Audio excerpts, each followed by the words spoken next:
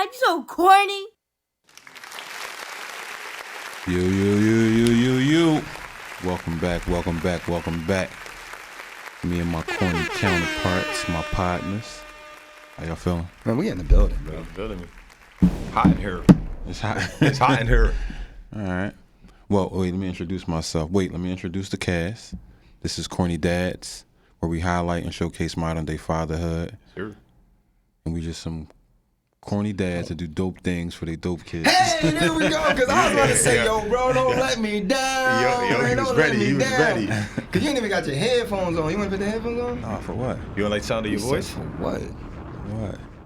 All right, we pros at this point. Yeah, I'm about to say snug in his bag today. So wait, you ain't got. Let me, since I'm in my bag, you know, let me brother to the night. You know what I'm saying? Blues in your left eye, trying to become the funk in your right. Yes, CJ sir. Snuggy Harris here. Who else we got? I be Yogi Dan, Namaste. Y'all already know the vibes. Word up. And I am the man of many hats. Some people call me Chico. These gentlemen call me Ace, but my children call me Papa. I got in the this. building. I got this. Hold on. Oz is not with us today, right? Uh-huh. But let me tell you why. We always say, yo, he doing corny dad things, but no, listen, Kings, let me talk to y'all for a second. Uh-huh. Yo, my man right now is taking him time Yup. right now, right? Not corny dad stuff, not, not business, him time right now, right? Because at the end of the day, let's be honest, right? And we go through these cycles sometimes where we go through traumatic situations, and my man had a tough February last year. Sure. Right, with his grandma passing, he talked about it in the prior episode, and that was his moral compass. So when his grandmother passed, a part Episode of him, 1. a part of him left too. Mm-hmm. But you got to understand that year after year, those cycles come back, and our bodies remember that loss that we took. He was able to notice that within himself, and then say, you know what, I need time, so that way I can grieve, not only grieve for himself, but grieve for his the future generations, right? He has to take that time for himself. So shout out to Oz for doing that, recognizing that, and we love him for that. Yo, let's talk about that though. Let's jump into that. Like, what's the importance of having that balance as a man, as a father, as a professional, as an entrepreneur? Like it's very important to have that balance. How name some ways like. And you talked about Oz's loss then, and we talked about some of your losses, especially like episode 2, Invisible Influence. Your journey kind of kicked off, like you finding that balance and you really taking that time to like finally heal. You said your body doesn't forget and it always remembers. Those emotions that you feel around the time that you lost your dad, like, like how do you deal with that?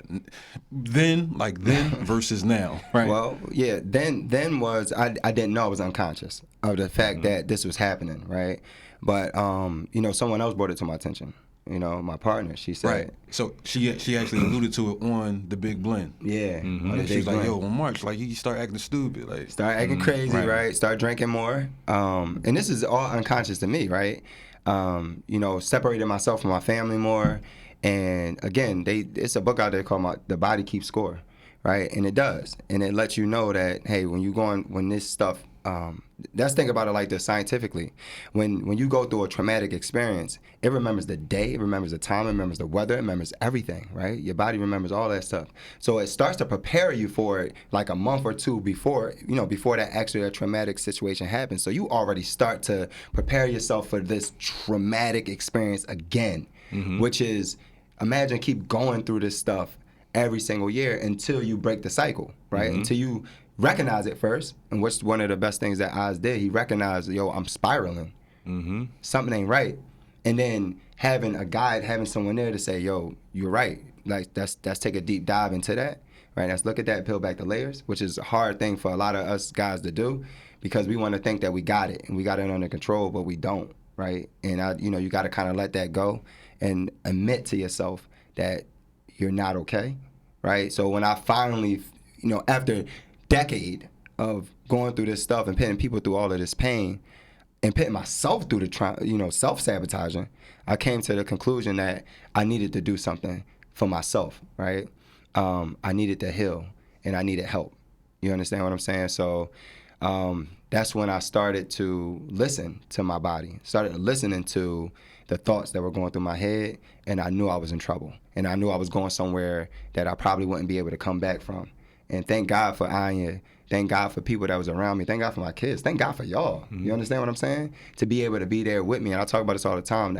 You gotta have people with you. You can't just leave and separate yourself from everyone, because then it causes more trauma. Yeah, that's true. But I think one thing we also have to recognize is that just as women go through like menstrual cycles and stuff, men have cycles as well, cycles? where they have periods of time where they're down, they like to detach themselves from people or things that are around them. So we also have to understand that that may occur from time to time, and that's normal. That's okay. It is. But once you recognize that and know that, okay, you have to do this like everything else in doses, and you just don't overindulge in distancing yourself and not really addressing the problem, you'll never really identify it and really be able to get to the root of it. So I think that's one important thing that we do, that we definitely know, identify it, communicate, and just work through it. Absolutely. Yeah, I for the longest time I lacked balance, and I think even now I have episodes where I still lack balance. When I'm doing something, I'm doing it, and then when I'm not, I'm not. So, like even when it comes to like working and being a dad, it's like when I'm working, and I'm not gonna say you, but I tend not to pay attention to the needs of those boys like as much as I should, right? But when I'm completely present with them, I tend not to do what I'm supposed to do in regards to work and developing in regards to myself. So having that balance, and it's hard to find balance as a man because it's a lot on your shoulders. Like I said, it sounds crazy, like we're literally put here to fix things. Yeah, you know what I'm saying? Fact. Like we're fixers, and if anybody comes to me with an issue or a problem, my first instinct is to fix it. And the reality is, I don't even have all the answers for myself. Right. So then actually said this to me. He was like, "Yo, like you can fix everybody else's stuff." He's like, "Yo, well, what about you?" And it's like, "Dog, I don't know." Like I don't know. He's like, if you came to you with an issue, how would you solve it? I was like, yo, I can't even bring my mind to think like that. But it's really hard to find that balance, and I think balance is the key to life. Yes, sir. Like, Yes, sir. So, just to that point, right, Snug? When you talk about balance, the universe always puts things in balance. You can't be too high because it'll bring you back down. You can't be too low because it'll bring you back up. Everything is about bringing balance, right? When we even talk about energy, it goes in a spiral, right, to bring the balance. It never goes outside of itself. It always comes back. Figure eight. Right? It's the figure eight, right? So, just this morning, as I was brushing my teeth, I was telling Ian, I said, I just look, because, after my meditation this morning, I got a crazy download. And I was just sitting in the mirror, and I was telling her, I said, I noticed now, I said, just speaking of that balance portion, I said, yo, I'm being called to leave my family. You understand what I'm saying? Like, I'm leaving more. I can see, like, I find myself saying, all right, I'll be back, y'all. That type. But we already knew that, and she knows, right? This is coming, like, because this is what I'm supposed to do, right? I'm supposed to go out and help and save and protect and do all of that stuff.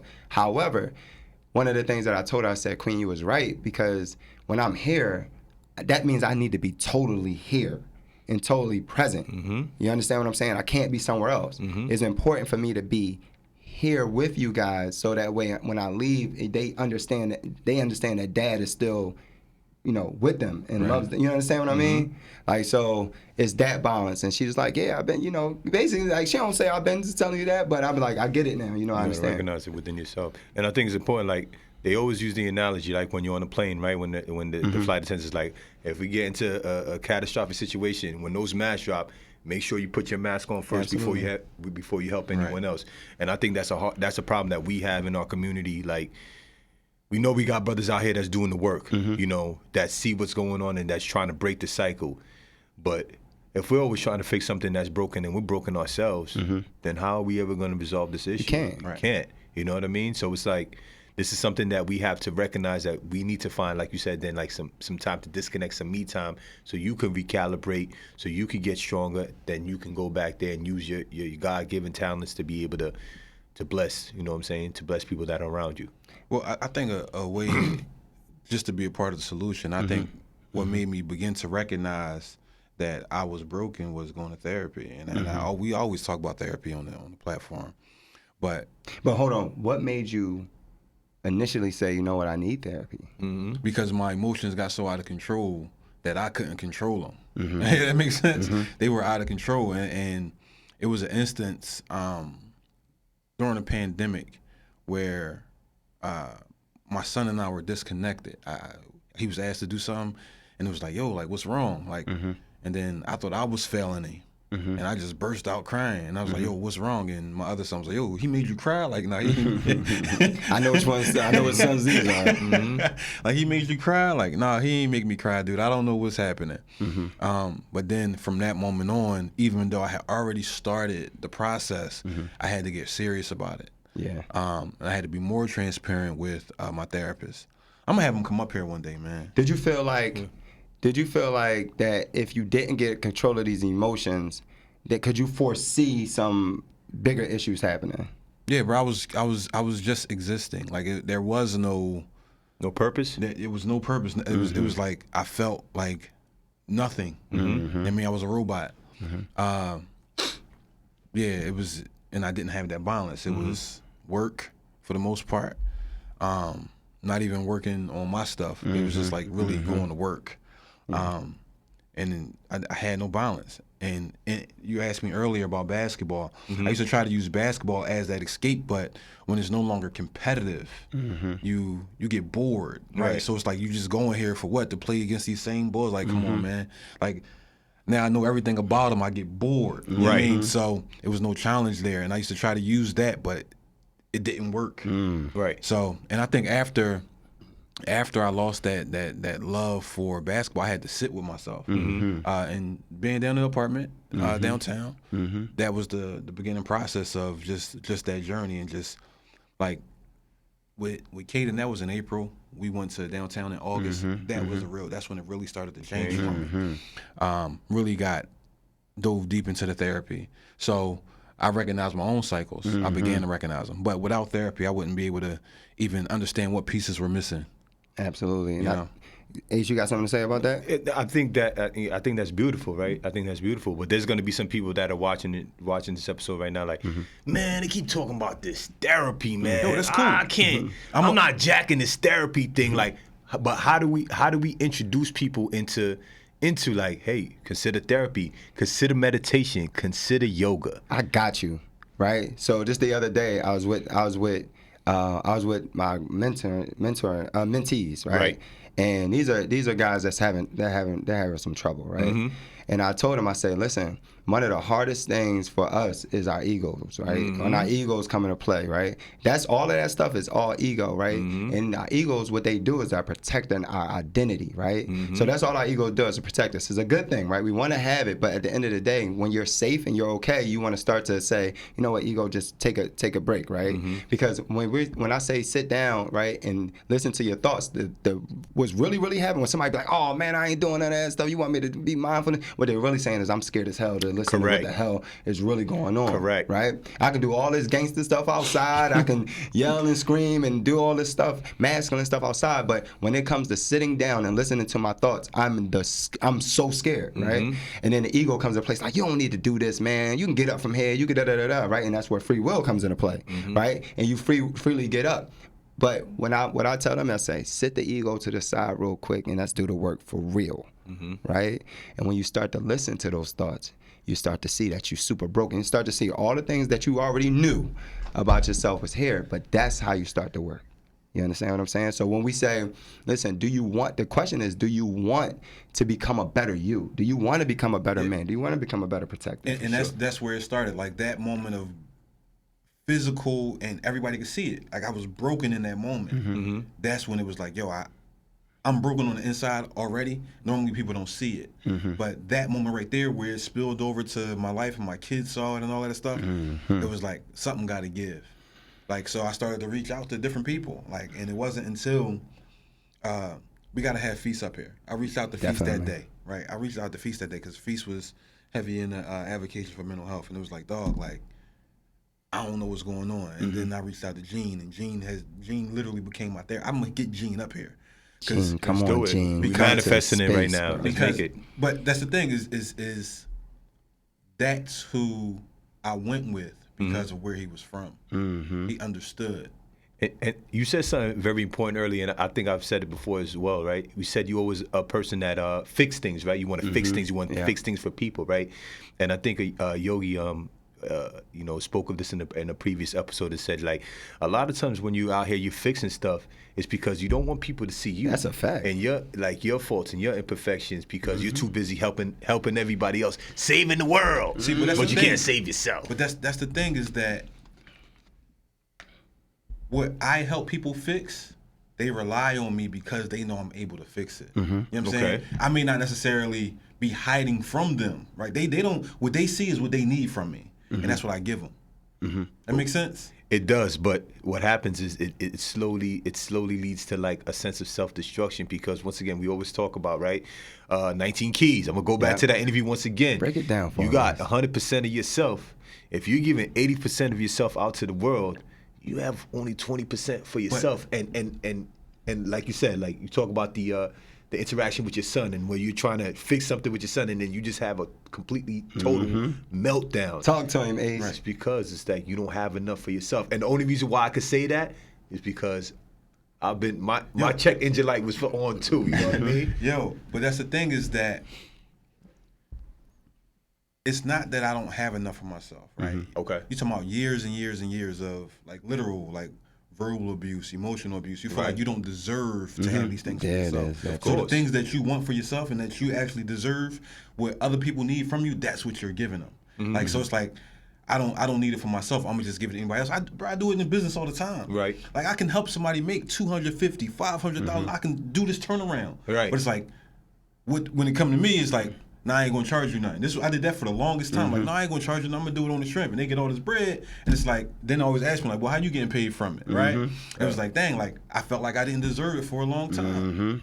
I give myself because I felt like I didn't deserve it and they deserved it more than me. Absolutely.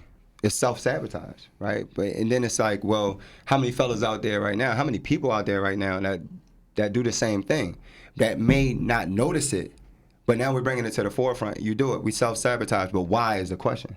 Like, what happened with us where did it start? Like, how did we even get here? Well, for me, my story, and my story is like abuse, neglect, all of that stuff, all that childhood stuff that went by for 30 years that nobody ever paid attention to. Things that I didn't even know happened that were brought to my attention that happened, and it's like, oh, this is why I feel this way about this. You know what I'm saying? So the more you dig deep, it's like doing like the what's the ancestry.com and you figuring out like who you are and your roots, right? Yeah. So when you can do that with your own personal behavior and you go to therapy, you begin to unpack. We call it unpacking. We unpacking all of this stuff.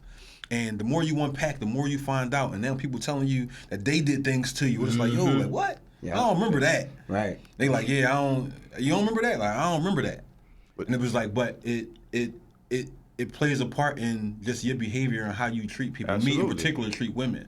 Absolutely. Right? So that moment of brokenness, I was broken inside, like where nobody could tell I was broken because I always had a smile on my face. Right. But that moment where it was like visible brokenness and I couldn't control it, that was a game changer for me. Of course. You know what I'm saying? But that was also years of abuse. You know what I'm saying? Like and people don't look at it as abuse because you're a man. Right. You're supposed to be able to take this, you're supposed to carry this. But dog, it's abuse. Like I felt like I didn't deserve to have a voice in certain situations. And then now that I have a voice and I put up my own boundaries, now I'm the bad guy, which I'm okay with. But that comes from me protecting myself from being broken and abused all of those years. Agreed. And I think going back to what Yogi said before, being still for a moment, right? And the stillness allows you to kind of just reflect on the things that you have gone through in your life and now you can connect the dots. But one thing that you said, once again, people are fearful of that stillness. And that's what the pandemic did for a lot of people. You were still. And you had to be in your own thoughts. No distractions or limited distractions. And now you're really starting to go through the process and see things that were done, things that were said, the cycles that were repeated. And now it's up to you, free will, to break those Can I chains. share a story real quick? Absolutely. Wait, before you go into the story, right? One thing that the kids that Den is referring to talks about, like, I ain't doing this. Even when they get on that mat, bro, I can see them. I don't even have to be there, but I know what they're doing because it's a very vulnerable position, right? Of course. So they laying there. First thing they do is look to see if anybody else is looking at them, right? So, and I told them this was yesterday or the day before yesterday. It was like, yo, like they gotta really like start looking in the mirror. And stop looking out the window, bro. Like because like what happens is when always got you the bars. You got that's some bars right there. No, but This is bars. but I heard that somewhere. I just don't remember where. All right, MC Snug. Right. Go ahead. But no, like we live like the world we live in is we live in a world of like selfies. Like selfies, right? It's a facade, like you know what I mean. But too many selfies, not enough self-reflection. There you go. You know what I'm saying? And another thing they do, my boys, before I get into the story, is when they laying on their back and they finally do surrender, hands come straight to the heart every single time, right? They don't feel sick. The cue is legs out in front of you, your hands by your side. That's my cue. Right. But their hands come here subconsciously because they're protecting their heart, right? They don't feel safe. They don't feel protected. They don't feel honored in that space. And the hands come here. It doesn't go to the belly. It doesn't go to the hand. Right. It goes straight to the heart because they put up roadblocks and they put up like force fields at their heart, right? And they're trying to protect it, right? Yeah. So those just subtle things that we pick up on as yoga teachers or instructors. And it's not just with the kids. Like it's not. For the Yogi Den story flows, I review the film. Like when they come to me and before the videos go out, dog, either I make it or I review it. You'll see even adults like laying there, like grown, and a lot of time it's men, like laying there, and it's like, and then to point out like, oh, he don't feel safe. No, he ain't safe. So on film we see you, and I ain't gonna say your name. You know who you is though. It's chipping which is away okay. Which is okay because that's when we can go to him as brothers. These are my brothers. Right, yeah. You know, I sure. go to him and say, yo, you protecting something here, some energy here. Yo, that's start to help to release that, right? And that's why they come. You understand what I'm saying? But to the story, real quick. Go ahead. So about being vulnerable in this space, because at the end of the day, yeah, I'm Yogi Den, but I am also just like those boys. You understand what I'm saying? My partner does hypnosis healing. So she will lay you down literally and you have to surrender to her helping you go into your subconscious mind to bring out some things that you need to heal. And it took me a while before, I wasn't her first client. You understand what I'm saying? It took me a while before I was like, you know what? I give her full access to me, right? And I laid down, she did the energy Reiki healing on me. And she started to go into my subconscious and it started to peel back some of the stuff. Where are you at now? And it came to a space where I was with, it was like one of my, I ain't gonna get deep into it now because I want to save that entire thing for an episode. But it was an encounter that I was having with a female, right? That when I was 16 years old, that I started to see develop, right? And I'm telling her the story, like literally telling her exactly what's happening. Like we're going through it, like I was there. Right? And at the end of the day, what happened was I had a feeling of what happened that day, and I thought of what happened that day that put some blockages up for me, right? That I couldn't give a part of myself to another female, right? That I wouldn't give to myself, I wouldn't give to them because of the blockages that I did to protect myself from feeling the way that I felt during that encounter, right? But after that, I was like, I gotta figure this out. So it was just so happened that homegirl hit me up on Instagram, like one of my videos or something, and I immediately called her. She had the same number. I said, yo, it's something I need to talk to you about. Lo and behold, my story and her story, two different stories. She said, I don't know what you're talking about. I don't remember that. No, that's not why I did that.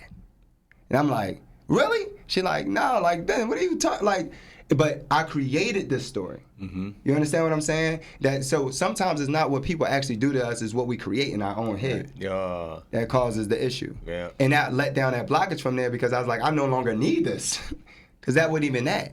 You understand when I was able to release it that day? Like communication. It seems like you guys weren't able to communicate your thoughts and feelings at that point. I'm 16. No, I get it. And I can't wait to tell the story. But I'm gonna leave We're gonna say that. We're gonna say that. That remind me of Brene when Brene Brown. You familiar with Brene Brown? No, I am not. Yeah, Brene's a beast. But educate me. Brene Brown is a guilt and shame researcher. Okay. And she has I'm a plugger because everybody needs to watch this on Netflix. Just type in Brene Brown, Brene.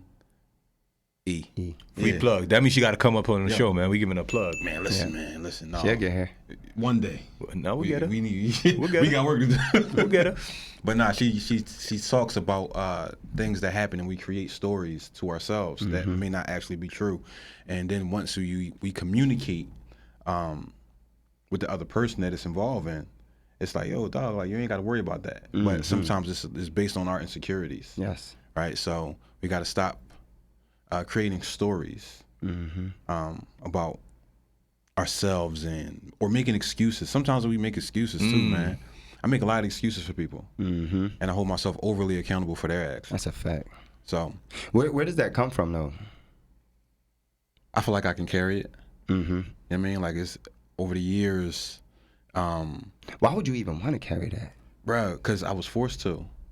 I was forced to, but it was by choice. I forced myself to be able to carry things, because think about when I lost my dad. As many people as reached out to be there, I rejected everybody because I felt like he was the only person that cared, and I lost my crutch. You know what I'm saying? So I shut everybody out.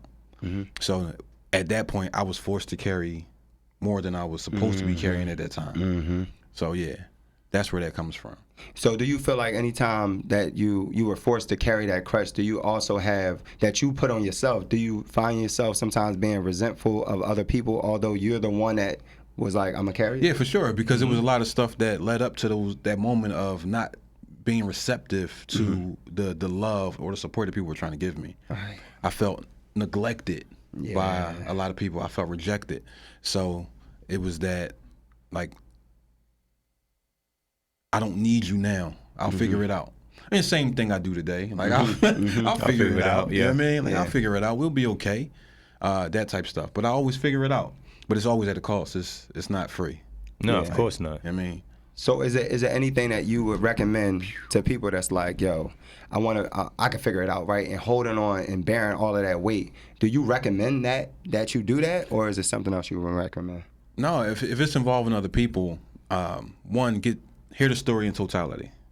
A lot of the time we tell ourselves stories, right? We do. Based off of how we feel in moments. And sometimes what we feel may not be accurate. That's a fact. Correct. Right. So, but yeah, like take it in totality, analyze it that way, and then figure it out. Yeah. Before and communicate to other people. Like that's it. Because sometimes you shut people out that don't deserve to be on the other side of the door. Yeah. That's true. You know what I'm saying? That's very true. That's very true, man. And why do we do that, Ace? Why do you think we do that? I mean, they always say there's three sides of the story: your side, their side, and the truth, right? So sometimes I truly believe that people just have a hard time accepting the truth of the matter. And accountability, right? We know it's a catchphrase now, right? Accountability. But are people really ready to be accountable and say, I'm sorry? You know what I mean? I think that's what it is right now. And we are subjected to an abundance of information right now, right? We go on social media, and I hate to always bring up social media, but we go on social media, we hear a story that's reflective to something that's happened in our life, right? You hear a perspective from one person, be like, I agree with their perspective. Then you hear a perspective from another person, I agree with that perspective. I do that all the time. That's their perspective. What's your perspective? Exactly. How are you gonna dissect and analyze the situation? I think that's a part of the issue, though. Is that we get these 60, 30, 60, 90-second clips, and then you agree with a perspective, especially if it's from a podcast, right? Take a podcast. So when y'all click on these clips or whatever, click on it, but go listen to the episode in totality. Yeah. Because we live in clip culture, right? Where the clip, we might resonate with that portion of it, but then they might say something that's completely contradictory in the next sentence. Correct. That's not on that clip. So we live in clip culture, click culture, and that's what people are looking for, the clicks. And in regards to like accountability, I think I hold myself accountable and overly accountable because I didn't quite understand everybody that was involved in me carrying that weight, right?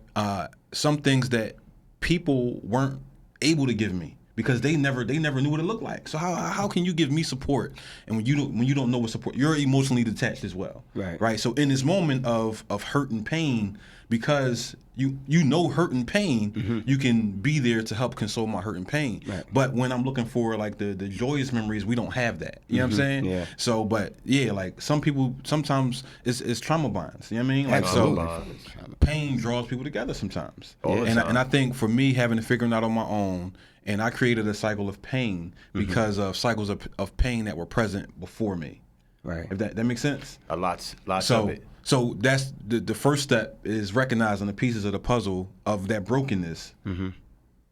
I think once you recognize it and you're able to step into therapy or something like that, I think you begin to heal and break those cycles. Sure. I got one last question before we turn down, right? So through that, We turned up. through all that pain, right? And the trauma bonds, is it hard for you to accept love? Absolutely. Well, I don't think it's hard to accept love, right? So say a romantic partner. I think if pain draws you together or loss draws you together, you'll experience each other at that loss. I mean, like, but it's hard to climb out of that. Like we can't grow. Like it's hard to grow together at that point, right? So if pain brings us together, I can't. It's a ceiling there. Right, so somebody has to grow, and then the other person who is still in pain. You have one person free of pain, and you have one person sitting in the pain. The person that's free of pain or growing out of that pain has to free themselves from that bond. That's uncomfortable as hell. Very uncomfortable. It is, and Right. that's why I say it's like people, trauma bonds and that pain. It's a process, right? Yep. And I think we live in the era of age of instant gratification, like. Next, and it's like you can't do that. People are always going to drag trauma into new situations and new relationships. So we have to understand having that moment of stillness, right? And taking the L and start looking at it as a loss, but more as a lesson. Like, but what do you do when that person is growing out of it, right? And the other person's still in it, looking for what bonded them together in the first place? Well, what happens naturally is that person will try to create more pain for that person to bring them back down, right? So it's Talk to him, and son. again, But but we said it. I think it was episode 4, Unconditional Love, where growth hurts during growth spurts. Absolutely. Right. So we have to go through that pain of disconnection in order for you to see where I am or see where we're headed. Right. Sometimes if we stay together, we're headed for a path of destruction. We're going to stay stagnant. Right. Somebody has to grow. Somebody has to go, and somebody has to grow. yes, damn. So you would agree with me that people have to make those uncomfortable decisions, Oh, like absolutely. It's fucking- Yeah. with your head. Bro, And it's right.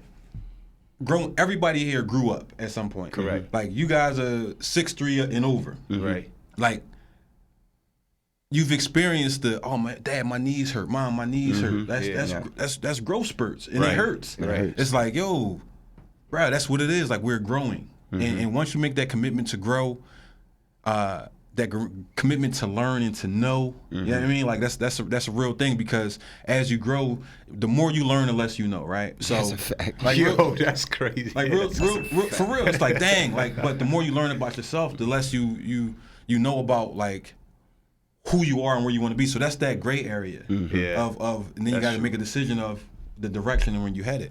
So, but yeah, like you got to let those trauma bonds go. Like that growth hurts, and figuring out that balance of doing it in a healthy way is probably the most uncomfortable part. Because a lot of the things happen during that period that just incites more pain and more hurt. Yeah. You know what I'm saying? And hurt people. For sure. And with that, With that being said, stay corny. I love this one, man. Good one. Stay corny. That's so corny.